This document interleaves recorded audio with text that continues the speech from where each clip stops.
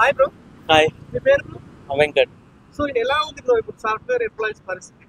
So based on the company bro చెప్పాలంటే, so మా కంపెనీకి వచ్చే లోపల depending on the projects only.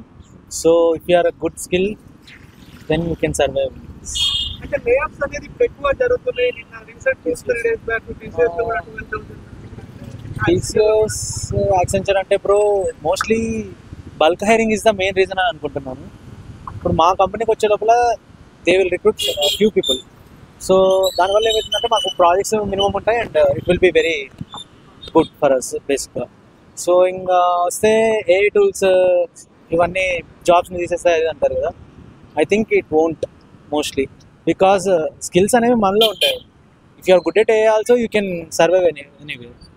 So we can manage everywhere and everything. So ఇప్పుడు లే ఆఫ్స్ పైన ఇన్ఫర్మేషన్ ఏమంటా ఉంటుందా బ్రో? డైరెక్ట్ తీసేస్తారా? లే ఆఫ్స్ ఇన్ఫర్మేషన్ అంటే bro, if they remove us also 3 months base pay అనేది ఇస్తారు అనుకుంటున్నాము.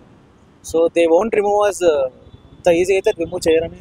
బయట టార్గెట్ నడుస్తుందంటే సింగిల్ మెయిల్ తో వాళ్ళ లైఫ్ మొత్తం చేసేస్తున్నారు. అది సెక్యూర్ లేదు ఇప్పుడు సాఫ్ట్వేర్ లైఫ్ లో కూడా. బ్రో అది అంతా ఎలాగంటే లైక్ ఇప్పుడు ఒకళ్ళ నుంచి ఒకళ్ళకి మ్యాటర్ పాస్ అవుతుంది, కానీ there is no other person like వీడే వచ్చేసి నాకు వచ్చింది అని చెప్పిన వాళ్ళు ఎవరు అయితే మనకు అవపడలేదు చెప్పాలని.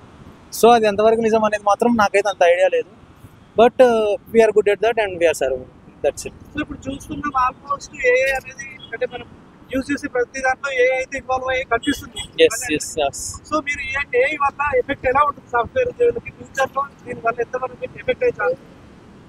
Basically it's depends on the skill that you are using, tech stack basically. So నా దానికి వచ్చేటప్పుడు basically I'm using Java and it making my work easier. But అది రిమూవ్ చేసేదని మాత్రం నేను అనుకోవట్లేదు, బికాజ్ ఆర్కిటెక్ట్స్ ఇవన్నీ ఉంటాయి కదా లైక్ నార్మల్గా జస్ట్ మన ప్రాజెక్ట్స్కి. సో ఆ టైంలో చూసుకున్నప్పుడు మాత్రం there is need of human power చెప్పాలంటే. ఎంత ఏ ఇచ్చినా కానీ దాన్ని మనం మ్యానిపులేట్ చేసుకోగలగాలి, ఉండగలగాలి. సో సాఫ్ట్వేర్ ప్యాకేజ్ అనేది హై ఉంటాయి కదా, సో ఇలా సడన్ గా తీసేయడం అనేది ఎంతవరకు సెక్యూర్? అంటే హై శాలరీ బెస్టా లేకపోతే సెక్యూర్ ఉంటే జాబ్ బెస్టా అంటే ఏం చెప్తున్నారు? హై శాలరీ బేస్డ్ సెక్యూర్ అంటే బ్రో ఇప్పుడు ఎలా చెప్పాలి, లైక్ ఇప్పుడు బేసికలీ హై శాలరీ ఉంటే మనకి కొంచెం ఉండడానికైనా మనకి లివింగ్ ఎక్స్పెన్సెస్ అన్నిటికీ బాగుంటుంది. సెక్యూర్ చూస్తేనేమో నీకు శాలరీ తక్కువ వస్తుంది.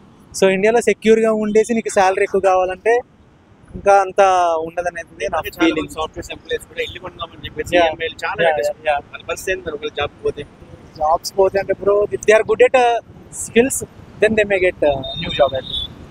ఫ్రెషర్స్ కి జాబ్స్ ఎలా?